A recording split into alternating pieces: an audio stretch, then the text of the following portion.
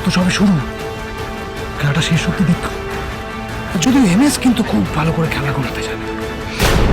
ঘোরাও কেন, ঘোরাও নি এত? খুব খেলা, তুমি চান্স পেও আমাকে শেষ করোনি কেন? সেটা খুব শিগগিরই জানতে পারবেন, খুব শিগগিরই।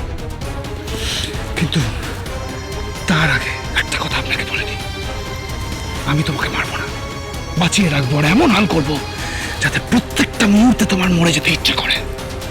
যে জ্বালায় এমএস এতদিন ধরে জ্বলে পুড়ে মরেছে, সেই জ্বালায় গোটা সিংহরায় পরিবার চলবে।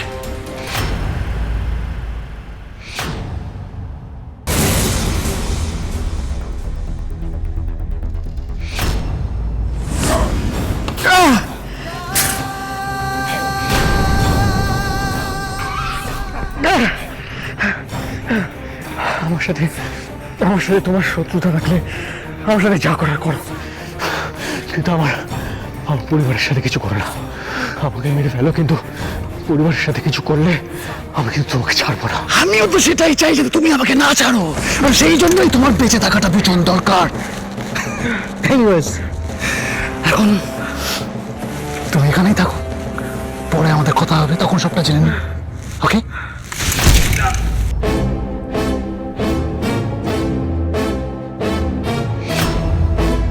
Good luck.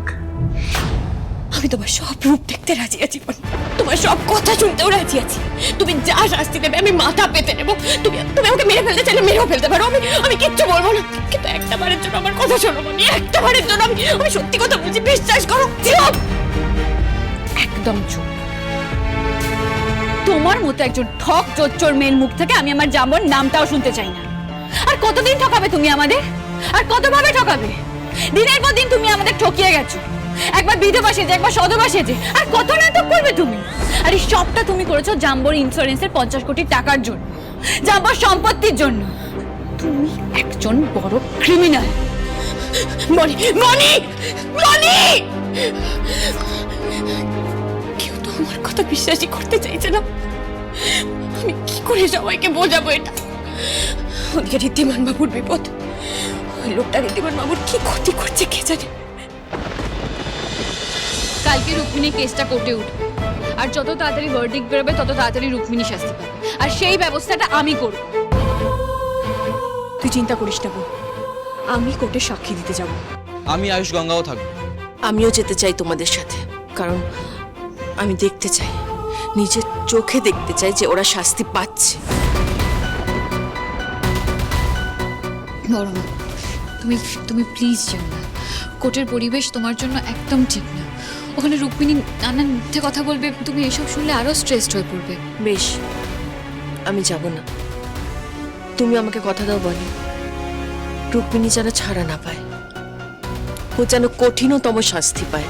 আমি তোমায় কথা দিচ্ছি বড় মা, জাম্বোর অপরাধী শাস্তি পাবেই। আইনের চোখ থেকে কোনোভাবেই পালাতে পারবে না। বলছি যে অনেক রাত হলো, এবার তোমরা সবাই চলো, শুতে যাবে। কাল সকাল সকাল আবার কোর্টে যেতে হবে তো। হ্যাঁ ভরবদি, চলো তুমিও সরে যাও, তোমরা সবাই।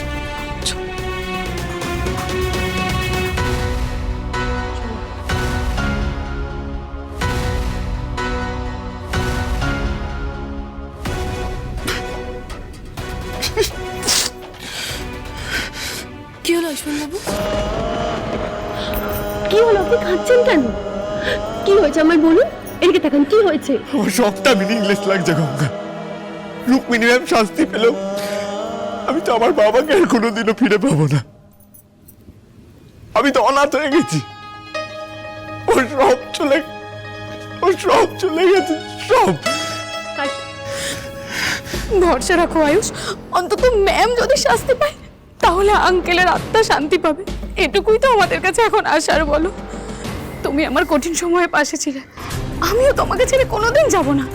আমি সব সময় তোমার পাশে থাকবো, দেখো, সব সময়। আয়ুষ্মান,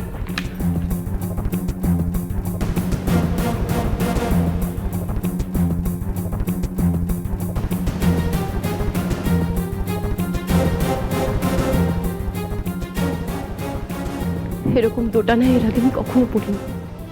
যেখানে সব প্রমাণ বলছে ম্যাম স্যারকে খুন করেছেন, ম্যামই আসল অপরাধী, স্যার আর বেঁচে নেই। সেখানে আমার কেন বারবার মনে হচ্ছে স্যার বেঁচে আছেন, ম্যাম স্যারের কোনো ক্ষতি করেননি। আমি আমি কিছু বুঝতে পারছি না, কার থেকে স্যারের ক্ষতি হওয়ার কথা বলছিলেন। ঠাকুর, ঠাকুর তুমি সত্যিটা আমায় দেখিয়ে দাও, তুমি পথ দেখাও ঠাকুর। আমি আমি কিছু বুঝতে পারছি না।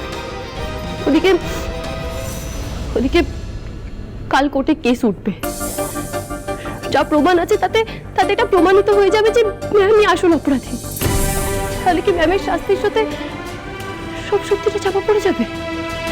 না না, এটা এটা কিছুতেই হতে পারে না, এটা কিছুতেই হতে পারে না। ঠাকুর তুমি পথ দেখাও ঠাকুর, তুমি পথ দেখাও। আমি সত্যিটা কি করে জানবো? তুমি তুমি দেখিয়ে দাও ঠাকুর, দেখিয়ে দাও।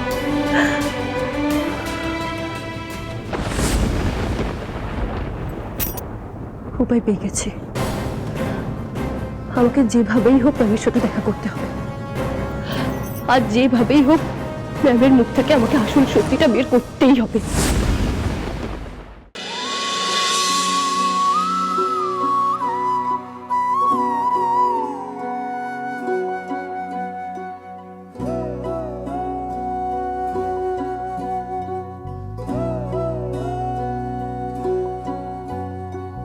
চোখে আমার তৃষ্ণা, ও গো তৃষ্ণায় আমার বক্ষ জুড়ে, চোখে আমার তৃষ্ণা। আমি বৃষ্টি বৈশাখী দিন, আমি বৃষ্টি বৈশাখী দিন, সন্তাপে প্রাণ যায় যায় যে পুড়ে। এই যে অনেক গান গাওয়া হয়েছে, এবার এই খাবারটা খেয়ে উদ্ধার করো। আর 10 মিনিটের মধ্যে থালাটা যেন ফাঁকা হওয়া চাই। আমি 10 মিনিট পর কিন্তু থালাটা তুলে নেব। আমার খিদে নেই, আমি খাবো না। এবার থেকে এই খাবারই খাবার অভ্যাস করে নিতে হবে। তার কোনো দরকার নেই, আমি খাবার নিয়ে এসেছি। ফিরে যান, বনি ম্যাডামের পারমিশন ছাড়া আমি কাউকে এখানে অ্যালাউ করতে পারবো না। আমি পারমিশন নিয়েই এসেছি, আমি ওনার বাড়ির লোক। আপনার বিশ্বাস না হলে আপনি সিংহরের বাড়িতে ফোন করে দেখে নিতে পারেন। ঠিক আছে, বেশিক্ষণ ওনার কাছে থাকতে পারবেন না, যান।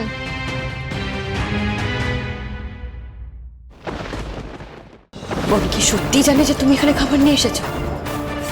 না, তাহলে তুমি কেন এখানে এলে? তুমি তো বিপদে পড়ে যাবে, ওই বাড়িতে সবাই কথা শোনাবে তোমাকে। আমি জানি, কিন্তু আজ আমি সত্যিটা জানতে এখানে এসেছি, আর সেটা না জেনে এখান থেকে আমি কিছুতেই যাব না।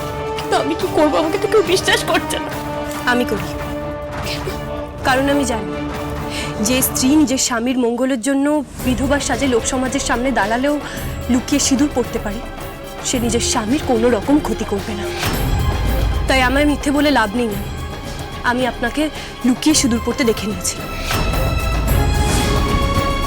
তার মানে তুমি শুরু থেকে সবটা জানতে, তবু তুমি কেন কিছু বলনি? কেন সামনে এসে দাঁড়াওনি? সেদিন না দাঁড়ালেও আজকে এসে দাঁড়িয়েছি। আপনার মুখ থেকে সমস্ত সত্যিটা জানতে চাই না, প্লিজ। আর কিচ্ছু লুকিয়ে রাখবেন না, আমার সত্যিটা বলুন। আপনি লুকিয়ে রাতে কার সাথে দেখা করতে যেতেন? কেন বারবার বলছেন স্যার বেঁচে আছে? প্লিজ ম্যাম, এবার সবটা খুলে বলুন আমায়। আমি সব সত্যি বলেছি, সব সত্যি বলেছি গঙ্গা। আমি লুকিয়ে লুকিয়ে ঋদ্ধিমান বাবুর সাথে দেখা করতে যেতাম, আর ঋদ্ধিমান বাবুর কিচ্ছু হয়নি, উনি একদম ঠিক আছেন, উনি বেঁচে আছেন। এই যে অ্যাক্সিডেন্টের নাটক, এটা আমি করিয়েছিলাম যাতে ওই লোকটার কাছ থেকে ঋদ্ধিমান বাবুকে আমি বাঁচাতে পারি।